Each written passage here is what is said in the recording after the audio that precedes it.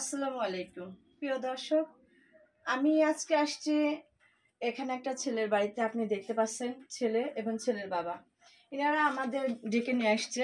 আমরা আসছি, ছেলেটা খুবই অসুস্থ, এত অসুস্থ সে তার কিডনির ওপর টিউমার হয়েছে। তো এখানে আপনি কিছু কাগজপত্র আমি দেখাচ্ছি। এখানে মেডিসিন বিশেষজ্ঞ আসিফুজ্জামান জামি এই ডাক্তারে দেখাইছে এবং উনি ইন্ডিয়ায় পর্যন্ত গেছে। তো শুধু অর্থের কারণেই ওনার ট্রিটমেন্ট স্থগিত রয়েছে, শুধু অর্থের কারণেই। তো ওনার বাবা কিছু ডকুমেন্টস রেখেছে, এটা মাননীয় প্রধানমন্ত্রীর কাছ পর্যন্ত গেছে। এই যে এখানে একটা কাগজ দেখতে পাচ্ছেন, এটা ওনার ভিসার কাগজ।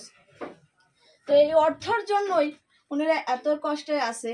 এই ছেলেটার এখন বর্তমান আপনার মলদার থেকে ব্লাড পর্যন্ত বের হচ্ছে এবং শরীর যদি খুব বেশি খারাপ হচ্ছে তো মুখ দিয়েও ব্লাড বের হচ্ছে। তো এই কষ্টের কথা শুনে আমি এবং আমার হাজবেন্ড দুজনেই ছুটে আসছি, যেহেতু আমাদের দুজনের আলাদা আলাদা পেজ এবং ইউটিউব চ্যানেল আছে।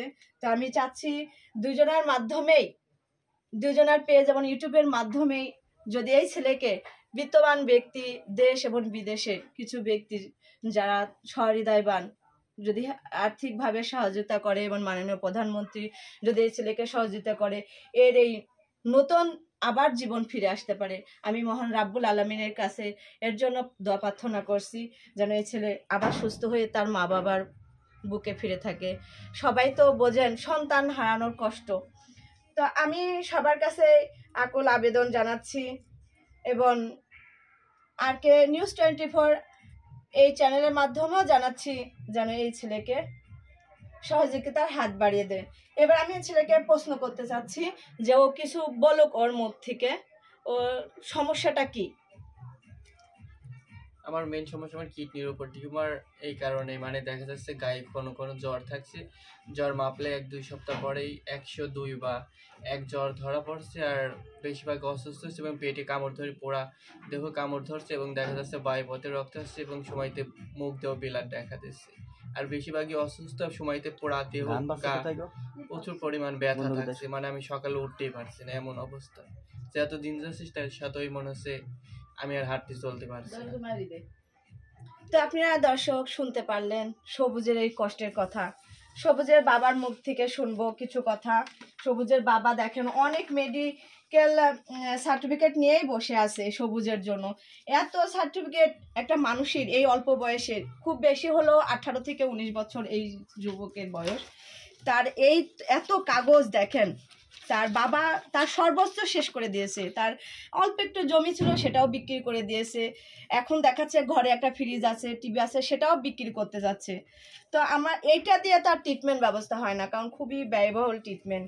দেখেন এখানে বাপ ছেলে দুইজনাই ইন্ডিয়ার থেকে ঘুরে আসছে, তাদের কাগজপত্র ডকুমেন্ট সব কিছুই রেখেছে। আসলে অনেক কষ্ট লাগছে আমার নিজেরও। ওনার সাক্ষাৎকার শুনে আমি নিজেও আবেগ আপ্লুত হয়ে গেছিলাম, কেঁদে ফেলেছিলাম।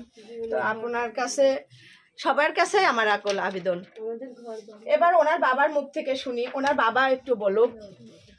আসসালামু আলাইকুম, ধন্যবাদ আরকে চ্যানেল 24কে এবং সমগ্র দেশবাসী ভাই মা বোনদের কাছে আমার আকুল আবেদন যে আমি একজন হতভাগ্য পিতা, যে পৃথিবীর বুকে সবচাইতে একজন পিতার কষ্ট, সন্তান যদি সামনে অসুস্থ থাকে তার মুখে অন্ন যায় না।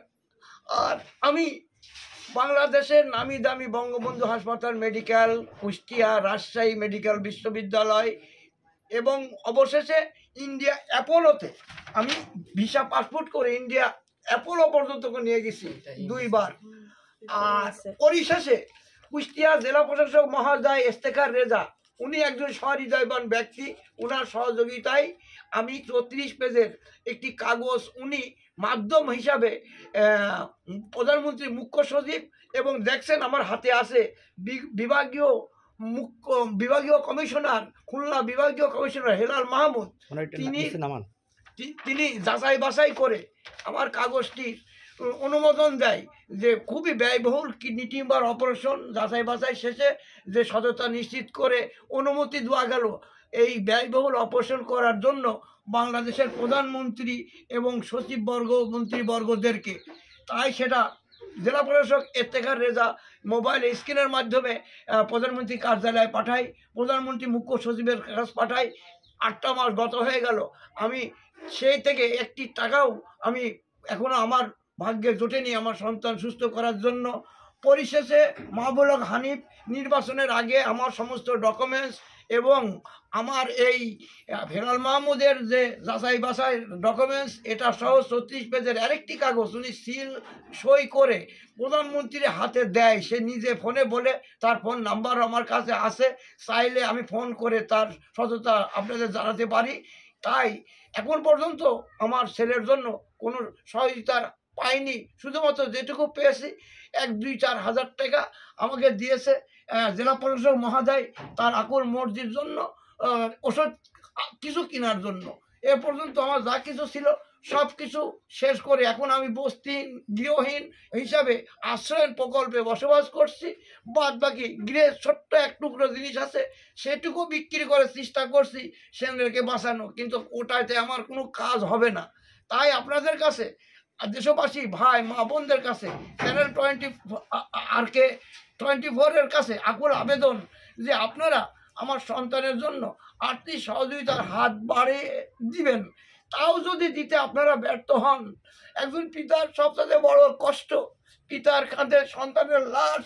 তাই আমার 2টা কিডনি সতেজ, আকুল আবেদন যদি একটুকু পারেন, যে কেউ যদি হাত বাড়াতে না পারেন, পাশে দাঁড়াতে না পারেন, সেই সক্ষমতা যদি নাই থাকে, তাহলে আমার একটি কিডনি বিক্রি করে যে 4 লক্ষ 5 লক্ষ টাকাও যদি হয়, তবু আমার জীবনের শেষ চেষ্টা হিসাবে আমার সন্তানকে দিয়ে